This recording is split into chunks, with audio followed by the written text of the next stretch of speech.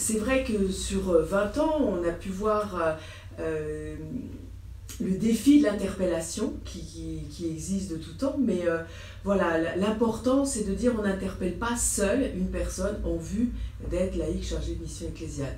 Donc ce qui a été important, même dès le démarrage, ça a été de dire soit c'est une concertation en équipe pastorale de secteur, ou au sein des services diocésains, mais on n'interpelle pas tout seul une personne.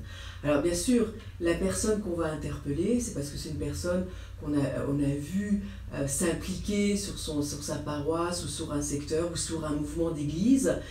Cette personne a le désir de servir le Christ, a vécu déjà une première ou plusieurs missions. Donc voilà, un dossier est constitué, et ensuite il y a une commission de discernement, composée de plusieurs personnes qui vont rencontrer ces personnes, et au terme de ces rencontres, la commission de discernement va dire ben voilà, nous disons que telle ou telle personne sont aptes à suivre cette formation en vue d'être laïque chargé de mission ecclésiale. Alors après, effectivement, il y a la formation qui est une aventure humaine et spirituelle pendant 2 ans. Et donc, moi, impliquée au niveau du service formation, je suis en charge de les accompagner pendant leur scolarité, mais aussi d'avoir des reprises diocésaines pour se dire, ben voilà, les cours que l'on reçoit, quelle implantation, quel écho ça en nous par rapport à la pastorale. Voilà, donc cette formation dure 2 ans, et au bout de ces 2 ans, les personnes reçoivent une mission. Donc ça, c'est un travail qui est en collaboration avec le conseil épiscopal, les personnes qui les ont interpellées, donc un secteur ou un service diocésain. Et donc à la rentrée scolaire suivante, au bout des 2 ans, la personne reçoit une lettre de mission et est lancée dans le bain pour avoir une mission qui est maintenant pour 3 ans, renouvelable. Mais après, il y a la formation continue. Cela permet de rencontrer d'autres laïcs chargés de mission ecclésiale, parce que donc on reçoit cette mission, mais on est intégré dans une fraternité.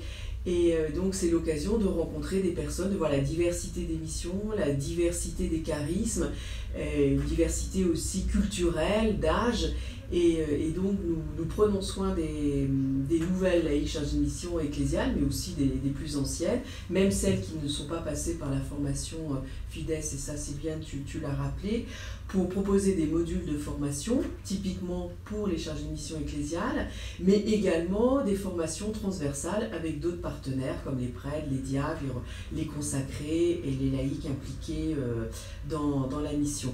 Des journées aussi oasis pour prendre du recul et puis se ressourcer. On a une fois par an une recollection, on se retrouve tout ensemble, parce qu'à 70 c'est un petit peu difficile de se retrouver pour toutes les formations. Mais ce qui nous semble important, c'est justement de prendre soin des personnes et de leur proposer des formations, et également d'être accompagnés sur le plan spirituel. Donc quelques-unes ont aussi des groupes de reprise, soit par type de mission, soit par année de formation. Mais ça fait partie pour nous de quelque chose qui est incontournable. Pour la mission, c'est pas que du faire, mais que vraiment les personnes tricotent entre le faire, le savoir-faire et le savoir-être.